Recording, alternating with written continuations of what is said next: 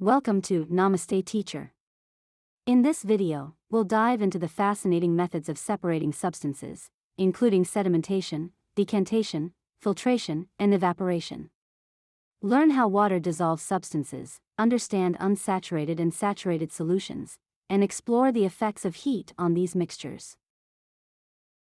Introduction. After heavy rain, the potholes were filled with muddy water.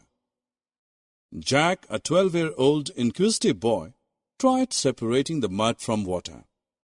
Let us see, did he succeed in his project of getting clean water?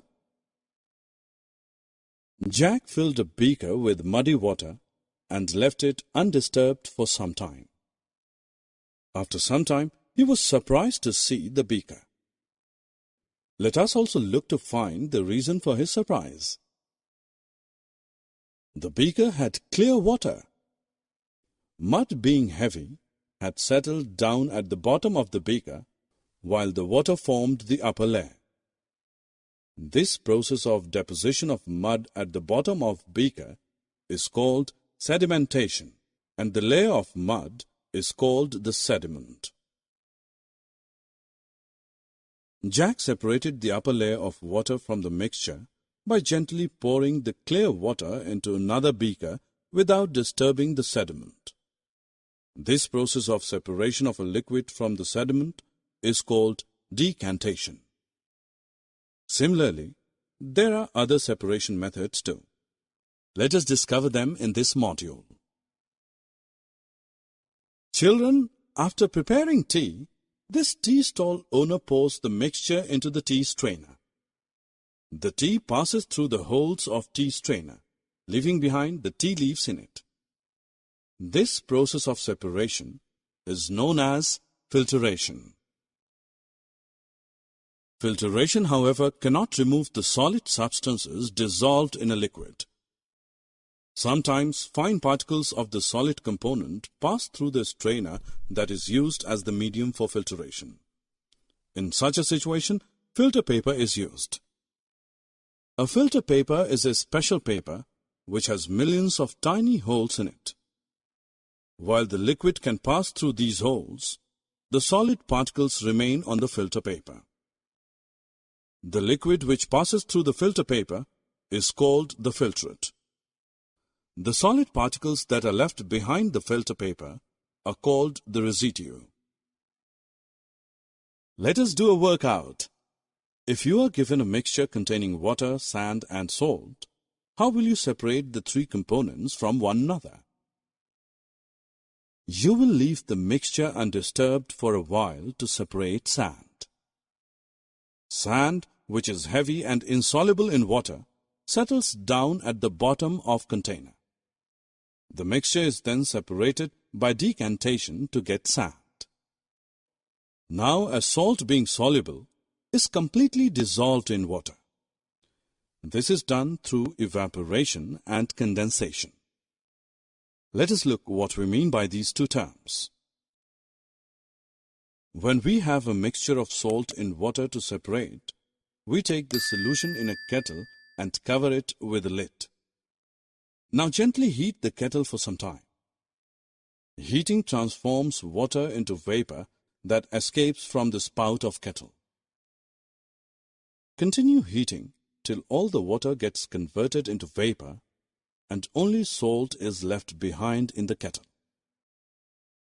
Thus, salt dissolved in water can be separated from the water through this process. This process of conversion of water into vapor by heating is called evaporation.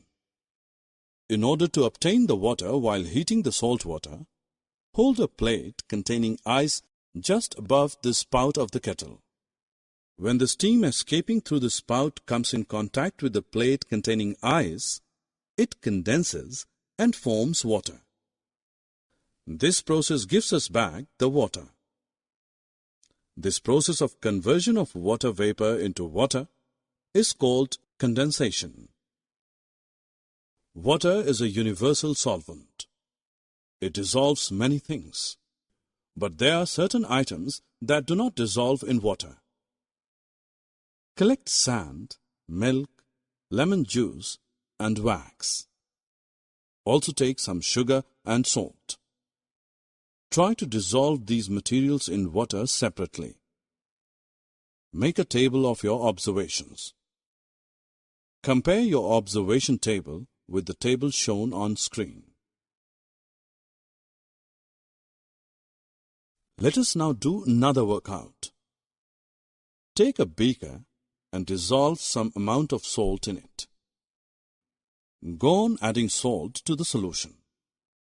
As long as the salt is dissolved in water, the solution is an unsaturated solution. But a stage will soon come when you will not be able to dissolve more salt in the solution. At this stage, the solution becomes saturated. Thus, a solution is said to be saturated if it cannot dissolve any more quantity of the given substance in it. Add a small quantity of salt to a saturated solution and heat it. What happens to the undissolved salt at the bottom of the beaker? Yes, it starts dissolving in the solution. Let this hot solution cool. Does the salt reappear to settle at the bottom of the beaker again? Yes, it does. Students, this activity shows that you can dissolve a large quantity of salt in water by heating.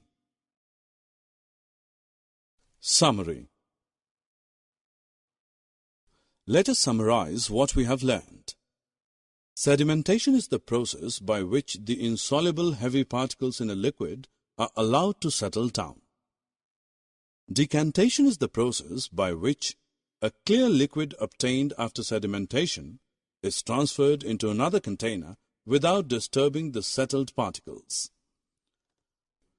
Filtration is the process of separating an insoluble solid component of a mixture from its liquid component by passing the mixture through a filter.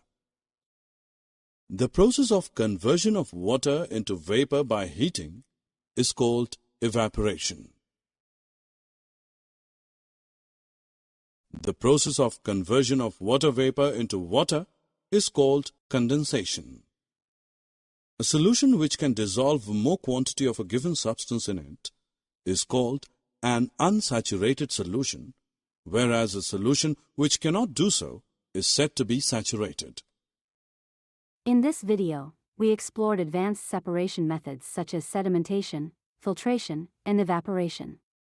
We also learned about solutions and the effect of heat on their solubility. If you enjoyed the content, don't forget to like, share, and subscribe to our channel, Namaste Teacher, for more engaging science lessons and updates.